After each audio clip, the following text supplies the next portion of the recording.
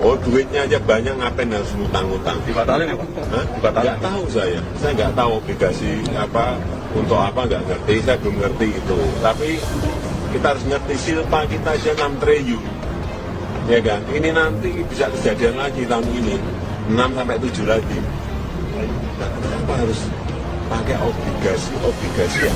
Jadi bukan penghematan ya Pak, tapi tidak terserap.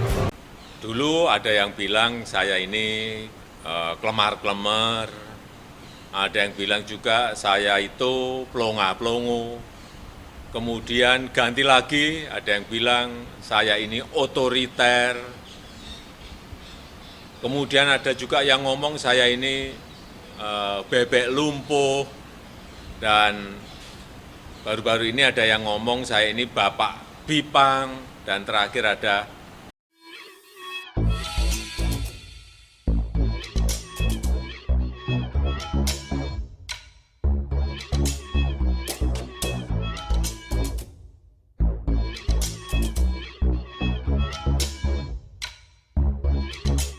Tonton video ini sampai selesai agar Anda tidak gagal paham.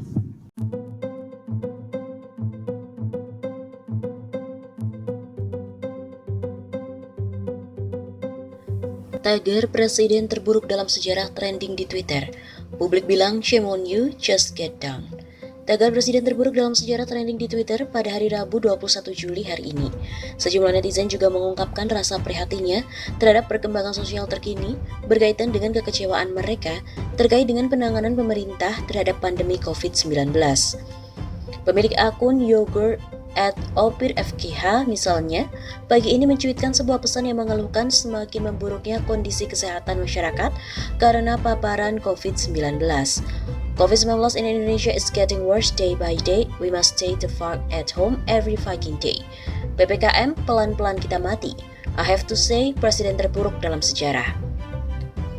Akala Bagera, juga pemilik akun, mencuitkan, Indonesia it's getting worse day by day. We need a solution to handle this situation without having to make a distinction between the upper and lower classes.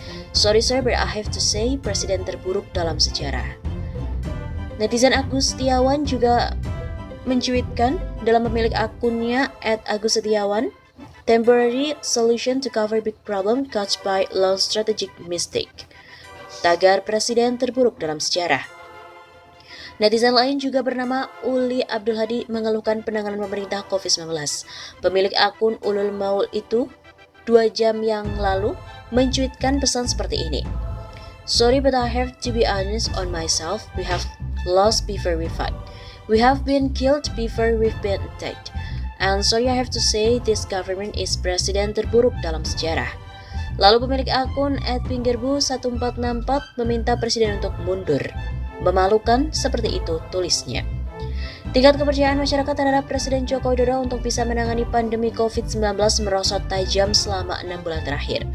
Demikian dilihat dari temuan survei nasional Lembaga Survei Indonesia.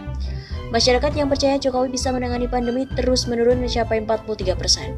Sementara hanya 54,6% menjawab sangat tidak percaya dan tidak percaya.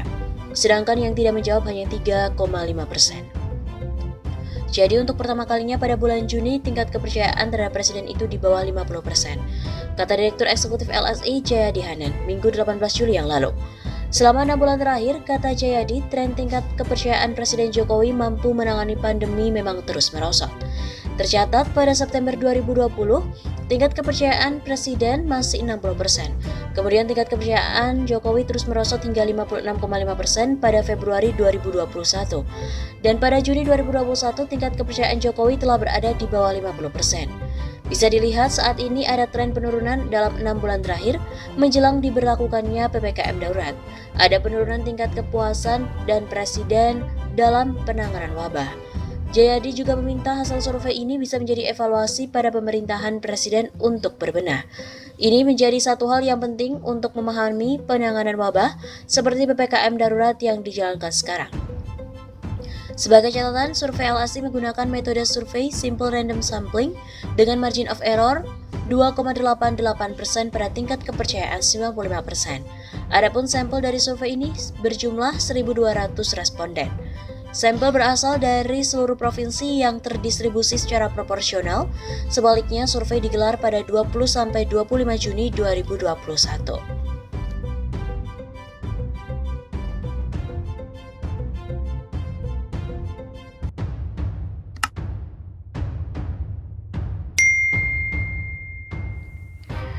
Mulai gerakan tagar kibarkan bendera putih aja, politisi Demokrat bukan simbol menyerah tapi simbol perlawanan.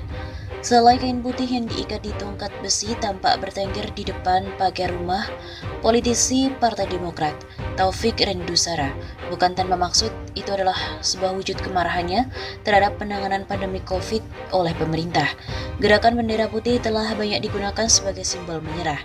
Misalnya warga Malaysia yang menggunakan bendera putih untuk menyatakan kesulitan di tengah pandemi. Warga yang memasang bendera putih di depan rumah memberikan sinyal bahwa mereka membutuhkan bantuan makanan. Namun bendera putih juga memiliki makna lain, yaitu sebagai simbol perlawanan. Bendera putih tidak selamanya sebagai simbol menyerah tapi perlawanan perang.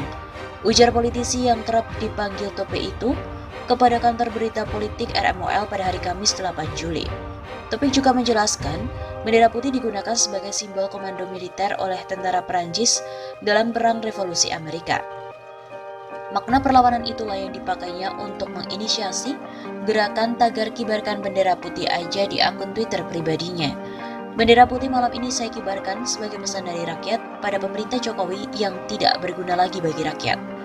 Menurut Tope, saat ini pemerintah telah gagal melindungi rakyat. Langkah-langkah yang diambil terbukti tidak berhasil menghilangkan pandemi COVID-19. Mengkritisi kebijakan-kebijakan pemerintah yang tidak jelas dalam menangani COVID-19. Ia melanjutkan, bendera putih merupakan pesan bahwa rakyat kebingungan. Bahkan di tengah pemberlakuan pembatasan kegiatan masyarakat atau PPKM darurat ini, rakyat harus berjuang sendirian. Hari ini yang sakit COVID sekeluarga, rumah sakit gak bisa, duit gak punya, makan gimana? Tuturnya. Di mana ia menceritakan kegiatan ketika menyambangi warga yang melakukan isolasi mandiri di Jakarta. Kami rakyat berjuang sendirian. Tuan-tuan, puan-puan kalau sakit bisa cari rumah sakit yang bagus. Kami rakyat bagaimana? Begitu pungkasnya.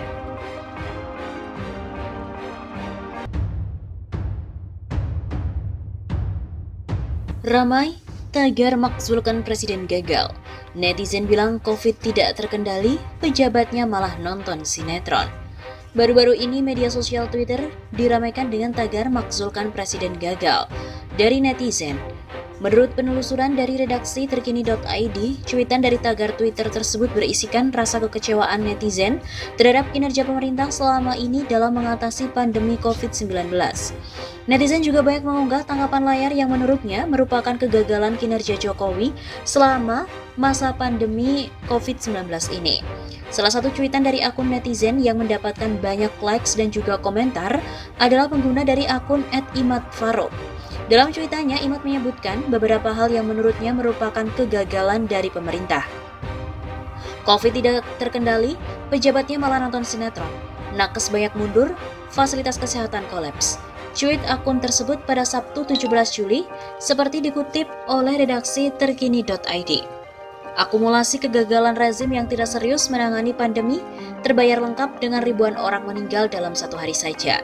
Begitu sambungnya. Ia juga membagikan tangkapan layar pada sebuah berita yang bertajuk rekor tertinggi 1.205 orang meninggal dalam satu hari. Ada pula netizen yang mengatakan bahwa Jokowi seharusnya malu karena setiap hari menjadi trending topik di Twitter. Maaf Pak Jokowi, apa Bapak nggak berasa atau nggak malu ya? Hampir setiap hari trending topik di Twitter belakangan ini minta Bapak mundur, atau Bapak turun, atau makzulkan Bapak, karena negara semakin krisis secara ekonomi dan kesehatan. Cuit akun @ciekepo.